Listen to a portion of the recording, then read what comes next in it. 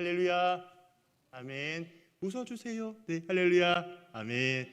가만히 계시면 제가 막 두렵습니다. 내가 뭐 잘못했나? 뭐 어떠한 어려움이나 라는 걱정 때문에 두려움이 좀 있습니다. 오늘은 하나님의 말씀인 값없이는이란 제목으로 함께 은혜를 나누고자 합니다. 네, 준비해 주실까요? 네, 감사합니다. 오늘날 우리는 모든 것이 최적화가 되고 효율된 인공지능의 시대를 살아가고 있습니다. 많이 들어보셨죠? AI라는 단어를 많이 들어보셨을 텐데요. 그런 AI 시대를 호흡하며 살아가고 있습니다. 1956년에 인류가 처음 인공지능이라는 개념을 도입하게 되었을 때만 해도 우리는 기계에게 세상을 가르치기 위하여 고양이의 형상을 정의하고 문법을 하나하나 입력을 해야만 했습니다.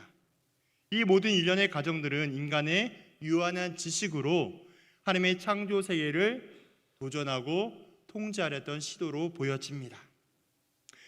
그러나 2012년에 제프리 힌턴 교수님의 혁신 이후의 시대는 설명을 넘어서 학습으로 그 영역을 진입하고 있습니다. 이제 AI 시대는요, 인간의 설명을 더 이상 기다리지 않고 있는 것이죠. 인터넷이라는 거대한 바다에 쌓인 3천억 개의 문장과 데이터를 스스로 학습하여 답을 내놓는 그러한 시대를 우리는 살아가고 있습니다. 클릭 한 번, 질문 한 줄이면 인간의 지식이 쌓아온 방대한 모든 양들을요, 결과물을 값없이 쉽게 손안에 드는 그러한 시대를 살아가게 되는 것이죠. 효율성이 곧 진리가 되어버린 이 세상에서 우리는 어느새 땀과 수고가 생략된 결과물에 익숙해져 버리고 말게 된 것입니다. 하지만 우리가 오늘 읽은 다윗은요, 우리에게 불편하고 있지만 거룩한 선언을 던지고 있습니다. AI는 우리에게 비용 없는 결과를 약속하고 있지만 성경은 희생 없는 예배는 존재하지 않음을 우리에게 교훈하고 있는 것이죠. 우리는 편리함이라는 우상 앞에서 그렇게 서 있는 현대인의 모습을 내려놓고 우리를 위하여 기꺼이 자기 자신을 희생하며 또한 십자가 사랑을 기억하고 다윗의 뜨거운 예배의 심장을 회복하는 우리 모두가 되기를 주의 이름으로 축복합니다. 첫 번째는 다윗의 인구조사하는 마음입니다. 첫째는 다윗의 인구조사하는 마음이 등장하게 되는데요. 감사합니다.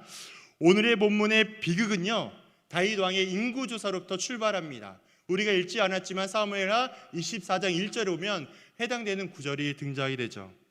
거기에 보니까요, 하나님께서 다윗을 격동시키사 인구를 조사하게 하였다라고 정확히 말씀하고 있습니다.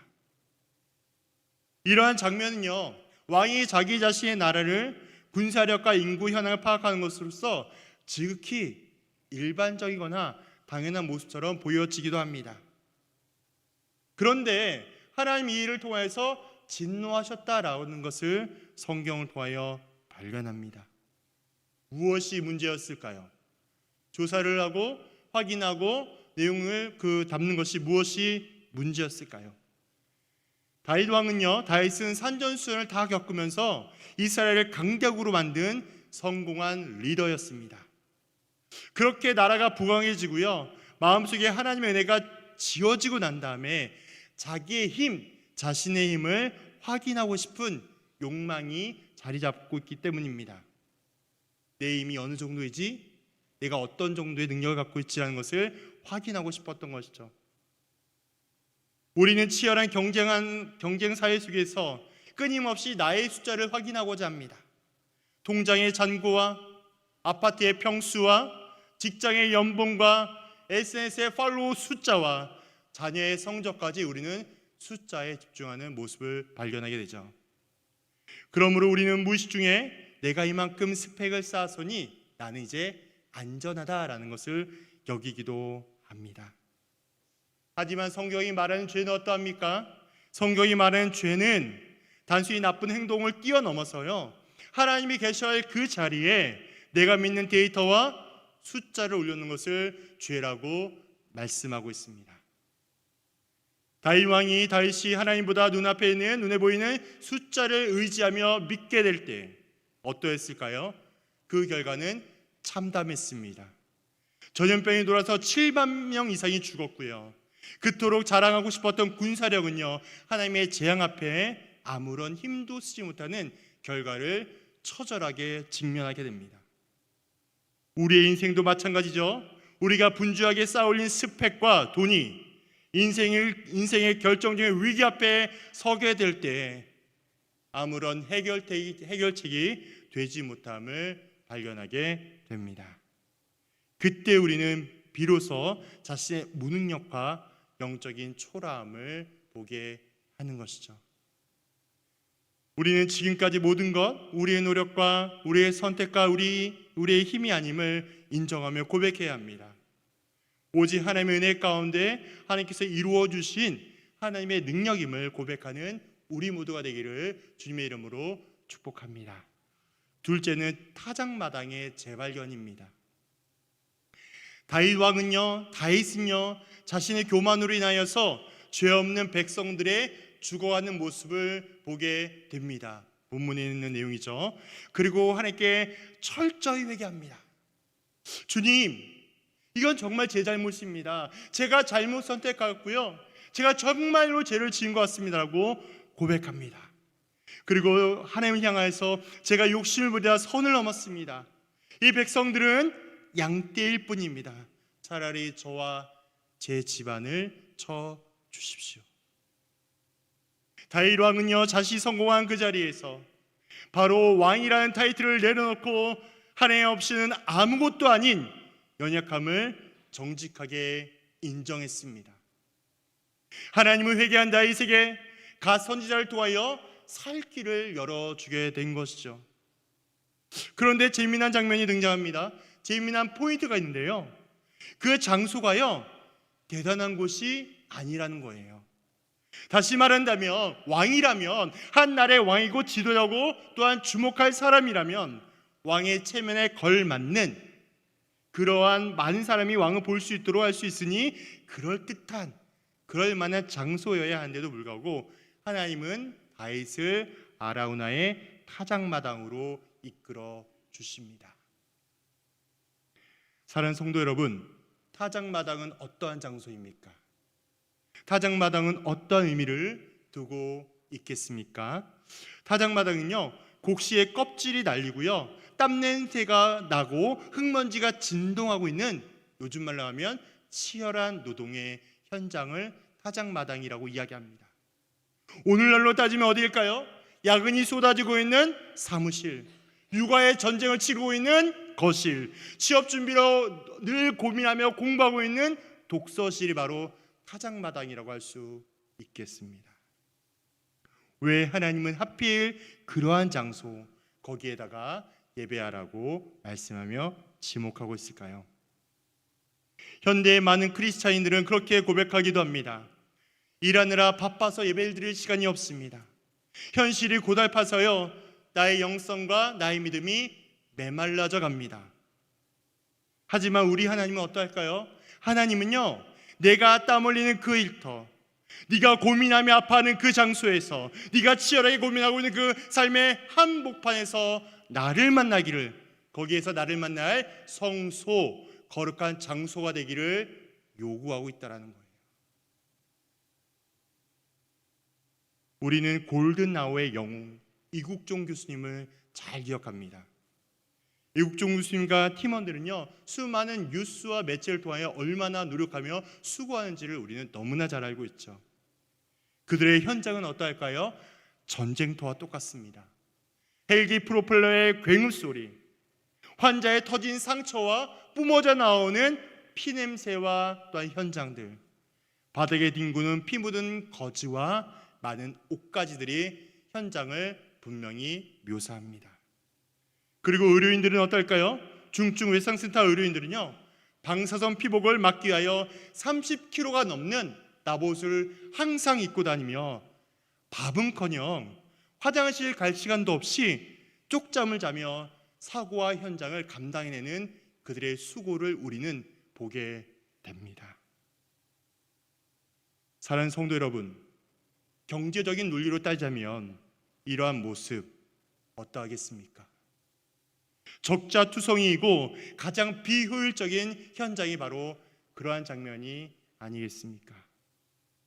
그러나 그 장소가요, 거기가요, 꺼져가는 그 장소가요, 바로 환자의 심장이 다시 뛰게 될 때, 다시 말씀드리면 가장 위급한 순간이 은혜로 넘어가게 될 때에 피부든 수술실은 전쟁터와 같은 그 장소는요, 그 어떠한 장소보다 거룩한 성소로 변화된다는 것을 말씀합니다. 왜 그렇겠습니까? 그 이유는 그것은 자신의 생명을 갈아 타인의 생명을 살리는 일이 되기 때문에 그렇습니다.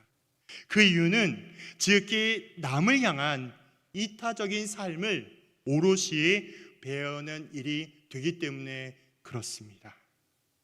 바로 예수님의 십자가의 희생의 원리가 그대로 작동되었기 때문에 그렇습니다. 사랑하는 성도 여러분, 도망치고 싶은 장소, 그곳이 바로 하나님께서 여러분을 부르신 바로 영적인 타작마당입니다. 그 치열한 현장에서 거룩함과 정결함을 포기하지 않고 성실히 감당하며 감사함으로 나아가게 될 때 그곳이 가장 거룩한 성소가 됩니다. 우리는 그 믿음의 길을 오직 주님의 말씀과 은혜 가운데 의지하며 살아내기를 간절히 소망합니다. 세 번째는 계산기를 던져버린 다윗의 모습이 마지막으로 등장하고 있습니다. 아라우나는요, 다윗에게 파격적인 제안을 하게 되는데요, 오늘 성경 한번 같이 보시겠어요? 22절과 23절에 그런 내용이 등장하게 됩니다. 제가 좀 바꿔서 말씀드려 볼게요. 우리 높으신 왕께서는 무엇이든지 좋게 여기시는 대로 골라다가 재물을 사용하십시오. 여기에는 번제를 드릴 소도 있고요, 땔감으로 타작할 수 있는 그러한 판자와 소의 멍에도 있습니다. 이 아라우나가 제가 이 모든 것을 우리 다윗 왕께 바칩니다. 재물을 기쁜 마음으로 마음껏 사용해 주시기를 소망합니다. 이런 파격적인 제안을 하는 거예요. 아라우나의 제안은 어떠할까요? 겉으로 들어보면, 있는 내용 그대로 살펴보면, 효율성과 가성비로 따져보면 너무나 절호의 찬스가 바로 이러한 제안인 것이죠. 비용은 0원이고요, 행정적인 절차도 간단해서요, 시간적인 절약을 할 수 있는 가장 합리적인 선택이라고도 보여집니다. 하지만 다윗 왕은 이러한 파격적인 제안을 어떻게 했을까요? 24절에 보면 확실한 다윗의 고백이 등장하게 되는데요, 이렇습니다. 그렇지 아니하다, 안 그렇습니다. 내가 값을 주고 내게서 살이라. 값없이는 내 하나님 여호와께 번제를 드리지 아니하리라. 아멘이라고 정확히 이야기하는 다윗을 봅니다. 다윗은 깨달은 것이죠. 다윗은 알게 된 것이에요. 구원은 하나님께서 공짜로 주신 은혜가 분명하지만 구원받은 자가 드리는 예배는 반드시 나의 것을 깨뜨려 대가 지불이 있음을 다윗은 분명히 깨닫게 된 것입니다. 2026년 어린이부와 청년부에서는요, 새롭게 시작하는 운동이 있습니다. 거창한 건 아닙니다만은 그것은 개인의 성경책과 소그룹 교재를 직접 들고 다니는 거예요. 어떤 분들이 이게 왜 운동까지 되나요, 목사님? 혹은 이렇게 궁금해하실 수도 있는데요, 급변한 사회 가운데 스마트폰과 태블릿 PC로 인해서 예배와 소그룹 모임을 할 때 성경책을 아예 가지고 오지 않는 경우가 많습니다. 상황이 이렇다 보니까요, 가장 가까이 할 성경, 말씀, 구약과 신약, 이 중요한 말씀을 등한시하는 우리의 자녀의 모습을 너무도 쉽게 발견합니다. 그래서요, 성경마다 이 말씀이 어디에 있는지, 선지서가 어디에 있는지, 복음서가 어디에 있는지, 또한 바울의 서신이 어디에 있는지, 또한 모세오경이 무엇인지를 모르는 우리의 자녀들을 버젓이 발견합니다. 상황이 이렇다 보니까요, 거창한 교회 교육보다는요, 성경에 가장 기초하는 기본에는 성경 교육부터 출발해야겠다는 마음의 다짐이 확신이 들었습니다. 주 교제도 마찬가지죠. 정해진 시간 안에 정해진 장소만에 부서실에만 보고 끝나는 것이 소그룹 교제가 아닙니다.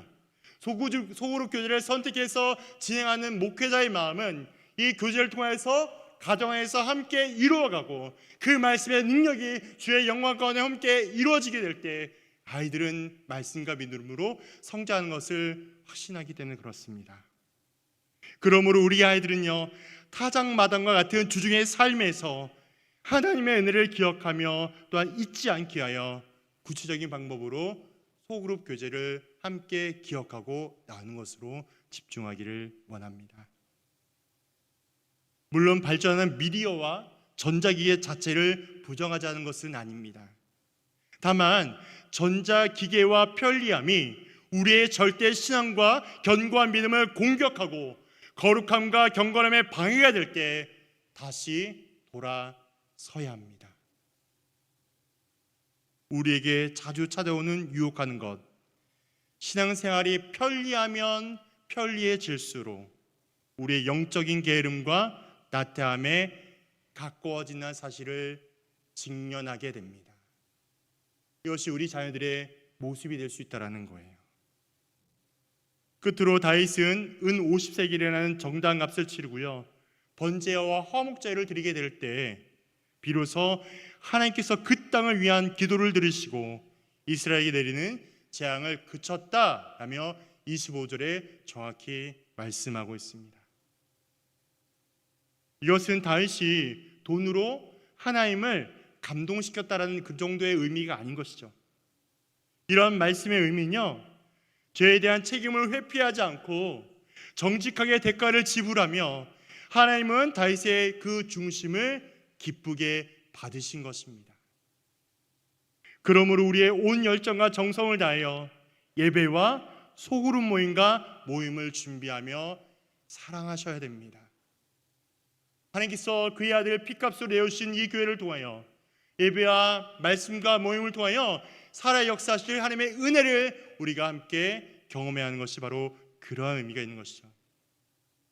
하나님께서 허락하신 모든 순간마다 부어주실 은혜를 기대하셔야 합니다. 어떠한 유혹과 공격이 온다 할지라도 오직 성령 안에서 승리하며 담대히 나아가야 합니다. 그래서 우리가 올 한 해 여호와를 기뻐하는 것이 우리의 힘이 되는 것처럼, 그런 고백처럼 오직 하나님 한 분만 집중하며 온 정성을 다하여 예배하는 우리 모두가 되기를 간절히 소망합니다. 말씀을 맺겠습니다. 우리가 믿는 복음은요, 값없는 은혜이지 싸구려가 아닙니다. 다시 한번 말씀드린다면 우리가 믿고 따르며 견지하고 있는 신앙은 우리의 선택과 노력에 있는 것이 아니라 하나님의 절대적인 은혜, 거부할 수 없는 은혜, 정할 수 없는 은혜로 말미암아 삼위일체 우리 하나님께서 완성하신 하나님의 은혜입니다. 다윗이 타작마당의 값을 치른 것처럼 하나님은 우리를 구원하시기 위하여 독생자 예수 그리스도의 십자가와 부활로 가장 비싼 값을 치루어 주셨습니다. 2026년 모든 것이 편리해져 가버리는 세상을 살아갔지만 우리의 믿음과 신앙만큼은 조금 불편하게 사셨으면 좋겠습니다. 우리의 모양으로 갖춘 예배와 모임이 아니라 진정한 사랑과 열정으로 드리는 수고를 선택해 주시기를 부탁드립니다. 더불어 상황에 따라 내가 형편에 맞아서 내가 할 수 있는 상황이라서 그런 드리는 기도의 자리가 아니라요, 시간을 떼어 주십시오. 바쁠 때 더욱더 집중하여 주십시오. 그렇게 시간을 떼어드리는 간구, 기도의 자리가 되기를 부탁드립니다. 다가오는 이번 한 주도 세상의 계산기를 내려놓으십시오. 다윗처럼 값진 대가를 치르며 삶의 현장에서 그 타작마당에서 하나님을 만나 주십시오. 하나님 만나 저와 여러분들이 더욱더 은혜 가운데 충만함으로 승리하는 우리 모두가 되기를 주의 이름으로 축복합니다.